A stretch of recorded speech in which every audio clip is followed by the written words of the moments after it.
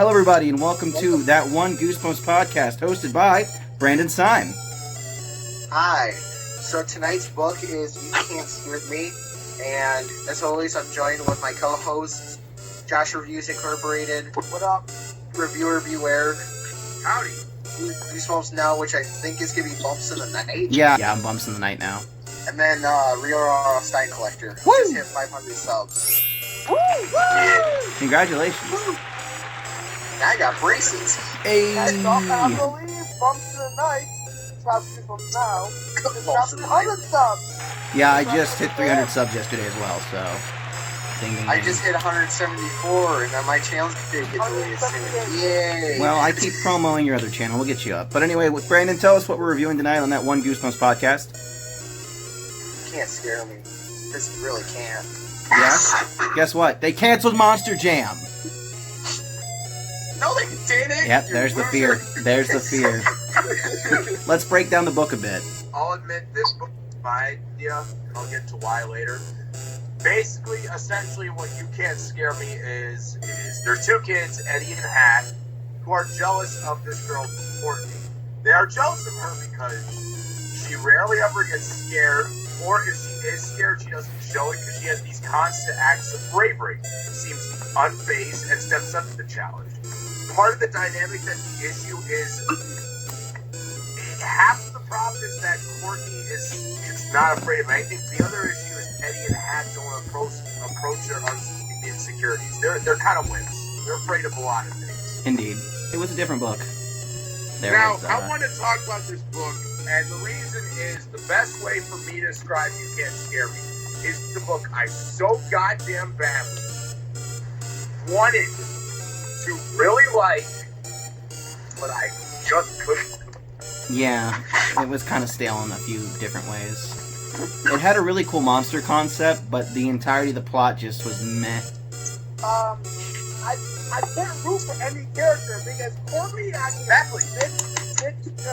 what's it called, to Eddie and Matt. Eddie and Matt are just trying to scare because they feel insecure. And I actually did a synopsis of this book in psychology college, literally stating how they are just all three of them something of sexual dysfunction between their feelings for Courtney are definitely, yeah, it's a weird thing. I think my problem going off of Wasecki's point is it's not so much that I think Courtney's like a mean person. It's just I think the angle they should have completely went through with is like you have to follow the main characters and you eventually realize they're assholes. You can't root for them. I can't root for Eddie and Hat because I think what they're doing is like kind of disgusting, despicable. They would go as far as to harming and stooping Courtney so low. But here's the issue. Courtney feels like a really unrealistic, like, artificial character, like... She's an android. There's ways from the road without being scared of a snake, a spider, worms. Pick up bees and throw them. That's hilarious, and I will give R.L. Stein credit. That is fun. What if she's from Florida, Josh? Because we have all that shit and more. A lot of people aren't scared of that down here. This is literally the waiting room for hell. Alright. In short, the main characters, it's an interesting book because we don't have a lot of stories like this where it's posing, they're kind of the villains. And we don't really get a lot of stories where we're seeing it from the villain's point of view, you know? And so that was interesting. I mean, I just wish we had a different monster. It didn't have to be the mud monsters. We could have saved that for a really cool, creepy swamp continuation. We could have had like a Werewolf of Fever Swamp 2 and the mud monsters appear then. Like, we didn't have to use mud monsters for this. Realistically, if you peeled out the mud monsters and fleshed out the story as a whole, it's almost as bad as Chicken Chicken or How I Learned to Fly. I'm being straight up. That's just how I feel. So, like, I mean, is it terrible? Here's essentially what it comes down to. There's one thing that any book I don't like in the Goosebumps series tends to have in common. Pacing. And it shows up here. Yeah. It's a lot of, like, unintended, stuck-in-the-mud narrative of here's the prank.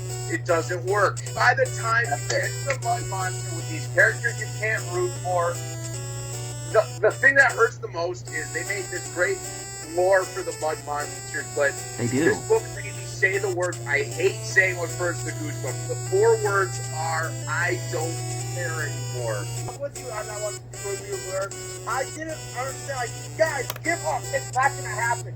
She's just not gonna scare. Move on. Fucking this. I don't know. Go play video games. She's just not that into you. Yeah. Yeah, the lesson here it should have been. My thought was, you have this great cover and this great monster, but why are they even here? Yeah. Yeah. You could. The mud monster shouldn't have been written to be interchangeable. I can't get over that. The only thing I don't like about Orange and the Mud Monster is the actual scene where the Mud Monster comes out and he just sits there and lets her yell at him. We'll get. I think you're blurring the lines between the story in the episode and the story in the book, buddy. Can I just be completely honest for 2 seconds? Please I do. feel like they needed to have more time with the Mud Monster because Yeah, it's on the cover. It should be the main villain, not, these kids sitting there, hey, let's prank this girl, I agree. But, so are you blaming R.L. Stine for the shitty story, or are you blaming Tim Jacobus for the catchy cover that was misleading? Yeah, this is literally one of Catch the the best. cover because it was too cool. This is literally one of the best covers in the series. This is one of the best covers. So what if It's a mega pog. we change the ending to the book where essentially the town is cursed because they messed with the mud monsters? Eddie and Hat became mud monsters in the end. That would have been cooler.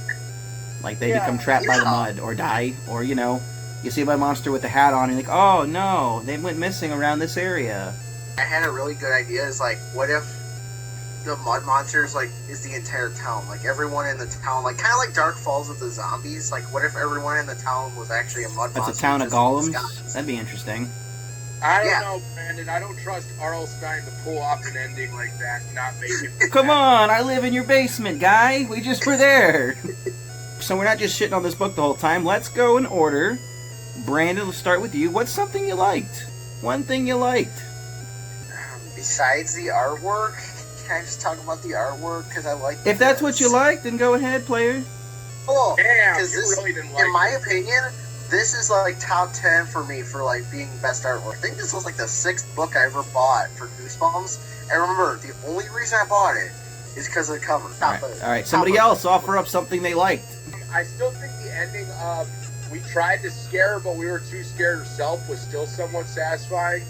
And as much as I did say the bean throwing was funny, but all jokes aside, as much as I could be a little pissy about the fact that there wasn't enough mud monster in the story, the lore and the chapter related to what the mud monsters were was still really good. True. Yeah. True. Real R.L. Stine collector. What is something you liked about the book? It's hard to say, I guess, what I liked about it. I guess, to me, going back and reading it now, I didn't like it as a kid, but reading it now, I kind of understood it a little bit more. It was really, to me, it was just a story about revenge. That was all it was. Yeah. And if you try and look at the overall story, obviously, getting revenge didn't help. It didn't do anything for them in the end because they ended up being too scared to do anything. Another thing that was mentioned about the comedy stuff, like R.L. Stine's roots, the Space Cadet book series actually has a lot of stuff that's similar to this. One other thing, if I want to point out something that's random, Yeah. them dropping tarantula on the person. I know Josh could probably agree with this one. That would not have happened in real life. Tarantulas explode if they fall, from a certain height. You couldn't just drop a tarantula on someone's head. Yeah, they're fragile. It was realistic, but that was the only thing that stood out that really was a weird nitpicky thing for me. But yeah, that's about it. Personally, what I like about the book, Speak up! actually, for Review Beware, is the folklore. Okay.